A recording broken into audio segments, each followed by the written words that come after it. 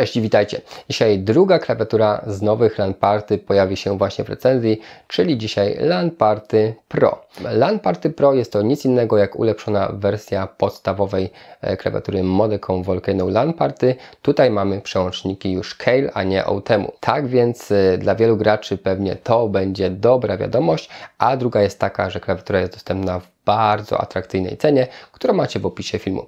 Za chwilkę się przyjrzymy jej dokładnie, poruszymy wszelkie za i przeciw. Zapraszam Was, zaczynamy. Całkiem niedawno mieliście u mnie recenzję tej właśnie klawiatury z tyłu, czyli Modecom Volcano LAN Party Plus, w której mogliśmy własnoręcznie wymieniać przełączniki.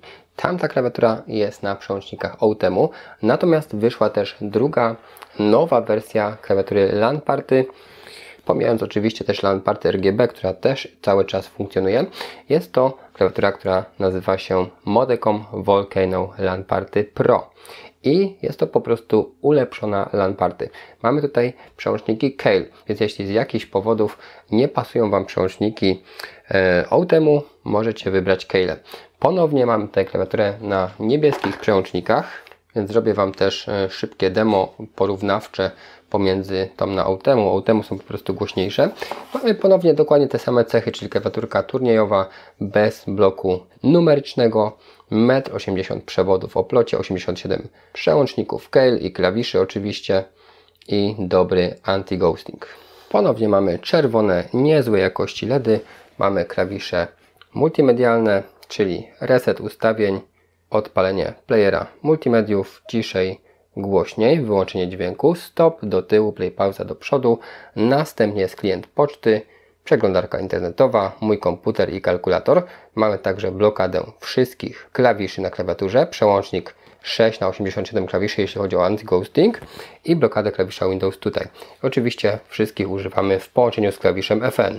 Mamy też regulację natężenia LEDów, trzypoziomową i regulację prędkości efektów. I już Wam te efekty pokażę. LEDy są oczywiście soczyście czerwone. Kamerka troszkę to bardziej w pomarańcz przekłamuje, więc już patrzymy po kolei. Mamy efekt pierwszy i regulację prędkości, szybciej albo wolno. Drugi efekt. Następnie taki wężyk. Reaktywna fala.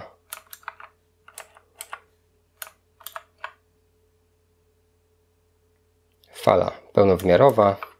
Następnie oddychanie. No i pełne LEDy. Mamy tryb gamingowy, który objaśnię Wam za chwilkę. I reaktywne na pojedynczy klawisz.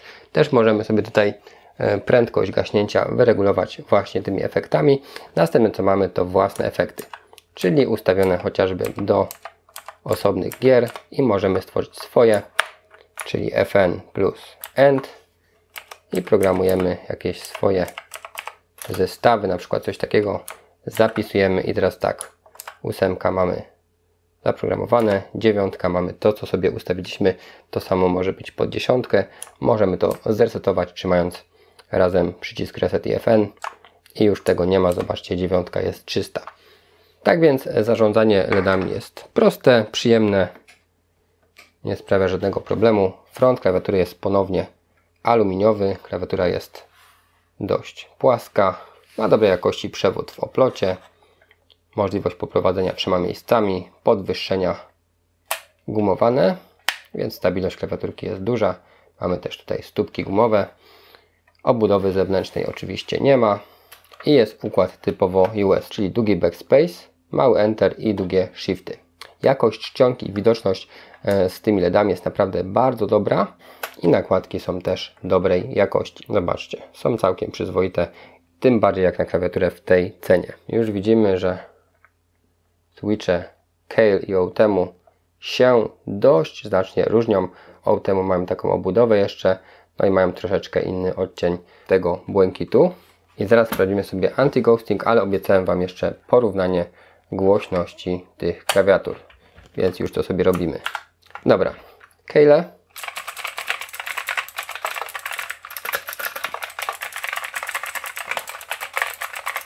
Outemu.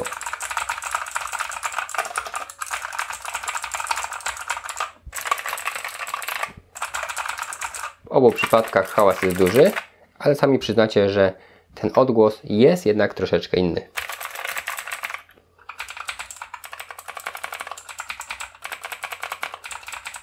Outemu są takie bardziej głuche, bardziej ten dźwięk jest niski, a tutaj mamy taki świergoczący wręcz, który jest lepszy dla Was, to już sobie sami stwierdźcie. Dobrze, sprawdzamy. Domyślnie mamy 6 kill bity, czyli cały czas 6 klawiszy nam działa i przełączamy na całkowity anti-ghosting. No i cuda się dzieją. Możemy wcisnąć tyle klawiszy naraz, ile tylko damy radę. Wyszło 35, więc naprawdę jest dobry ten anti-ghosting. Klawiaturka niedroga, przełączniki Kailh, całkiem dobre LEDy i niezła jakość wykonania. Tak więc cóż, trzeba przyznać, że te dwie nowe wersje klawiatur Modecon Volcano LAN Party są naprawdę ciekawe. No i biorąc pod uwagę, że obie kosztują po 150 parę złotych, no jest to cena co najmniej atrakcyjna. No i dobrze, trzeba przyznać, że klawiaturka jest naprawdę solidna, tak samo jak podstawowe LAN Party, tak samo jak LAN Party z plusem, też na Outemu, ale wyjmowalne te przełączniki tam były. A tutaj mamy klawiaturę, która ma dokładnie ten sam korpus, dokładnie te same wnętrzności, czyli multimedia, diody, efekty LEDów, anti-ghosting, ale mamy przełączniki Kailh. Wiele osób uważa, że Kailh są w jakimś tam sensie lepsze od Outemu. Każdy ma swoje gusta, więc jeśli wolicie po prostu LAN Party na Kailhach, to macie LAN Party na Kailhach właśnie w postaci LAN Party Pro. Kto nie chce na Kailhach, może kupić na Outemu. To już jest Wasza indywidualna sprawa, ale pamiętajcie, że obie klawiatury, i ta z plusem i Pro, są dostępne w naprawdę atrakcyjnych cenach, około 160 zł. Dokładne ceny macie w linkach w opisie filmu. Jakby ktoś był ciekaw, to zapraszam do sprawdzenia. W każdym razie w tej cenie nie ma co wybrzydzać. Naprawdę dostajemy solidnego i funkcjonalnego mechanika. Na dzisiaj to wszystko. Jeśli ta recenzja Wam się spodobała, zasubskrybujcie mój kanał. Pozdrawiam Was, cześć!